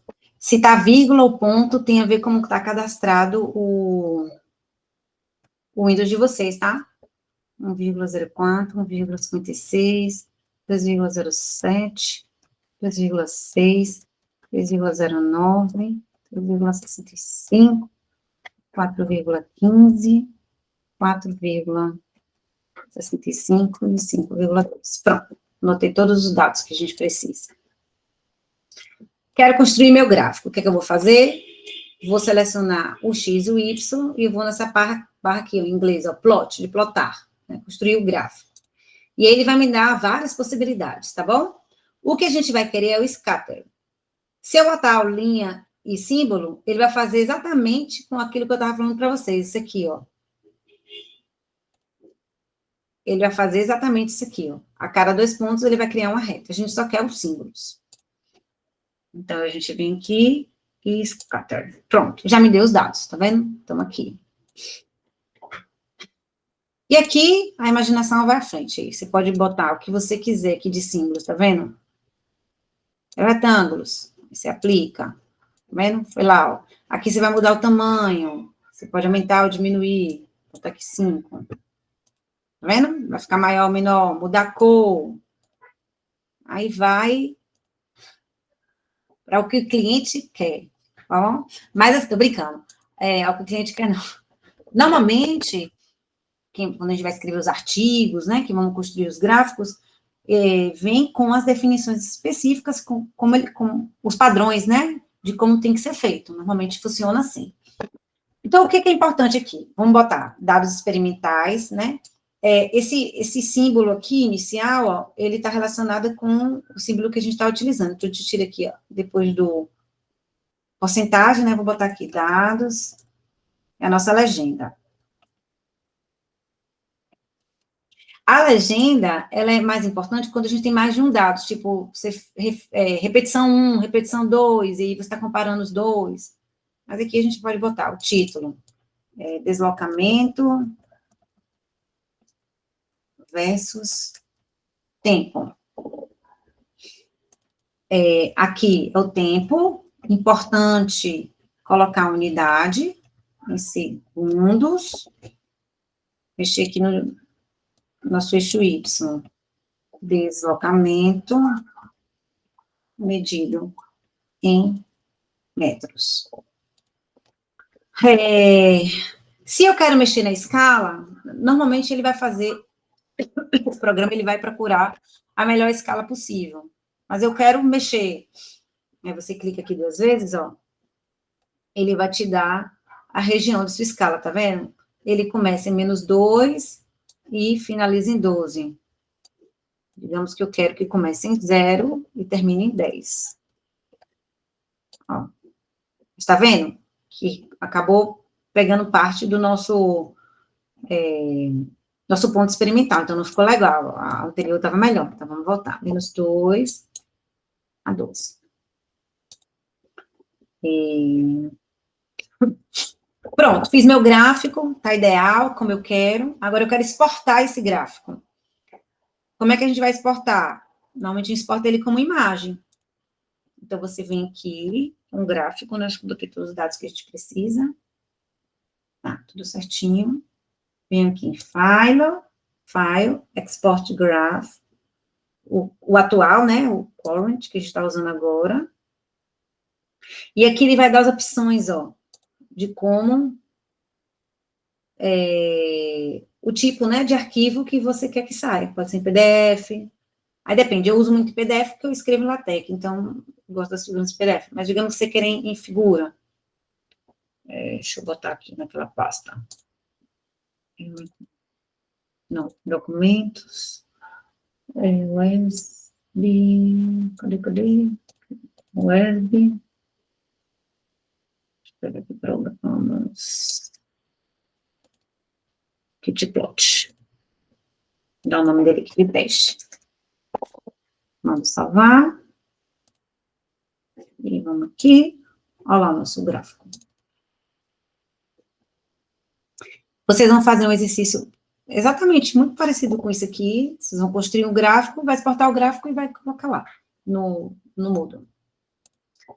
Beleza, turma? Meu computador não salvou, não. Tá dizendo que é perigoso. Aí não tá aceitando, não. Não está aceitando o quê? Eu baixar o aplicativo. Aí você em cima, assim, você bota manter. Manter, né? Certo. Não vai ter nada. Professora, Diga. sobre os gráficos, Sim. a orientação, qual é mesmo para fazer, professora? Como assim, orientação? É baixar o programa. Não. Tem lá tem a atividadezinha, orientação para construir o gráfico. Lá vai ter uma tabelinha muito parecida com essa aqui do. Não, nesse daí tem realmente, mas tem outra atividade para a gente fazer, que é assim, adicionar aqui os gráficos. Ali é só para você colocar o gráfico que você construiu. Qual gráfico? Esse que vocês fizeram mediante as instruções. Deixa eu abrir aqui o Moodle para mostrar. Calma aí. Mas é porque lá no Moodle, professora, tem instrução para a construção do gráfico. Pronto, a gente postou lá. E tem outra que diz adicionar aqui os gráficos. Eu vou abrir aqui para a gente ver, tá bom? Pronto, perfeito. Aqui. Nesse aqui, ó. Esse aqui, ó, não é para estar aqui, tá? Ele era para estar aqui, ó.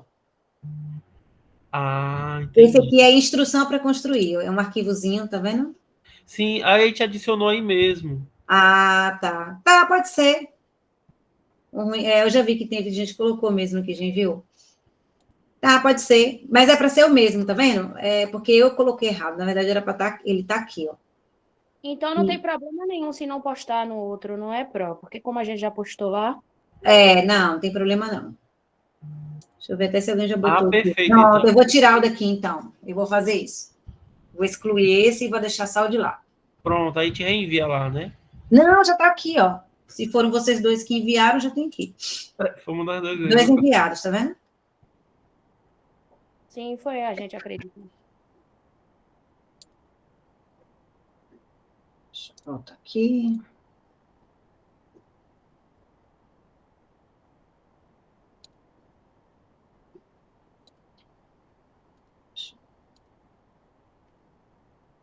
As minhas caras, que eu não dei minhas caras hoje, né? Falei demais, chega, eu tô sem voz aqui. Então é isso, gente, que eu tinha para apresentar para vocês, tá bom? Vou abrir lá, tá bom? O fórum de dúvidas, que eu achei que estava aberto já. E vamos trabalhar. Depois a gente volta para ter a nossa aula de cinemática. E aí começar a gente discutir um pouquinho sobre as grandezas básicas da cinemática aí. Então, uma boa noite para todo mundo, tá bom? E até mais. Boa noite, Pro. Boa noite. Boa noite. Boa noite, Pro. Tchau, tchau. Boa noite, tchau. Obrigado, professora. Por nada. A lista de presença. Eu acho que já foi aqui, eu vi alguma hora aqui na lista, os monitores estão aí. Tá no chat, nas mensagens, Pro, a lista. Tá ok, obrigado.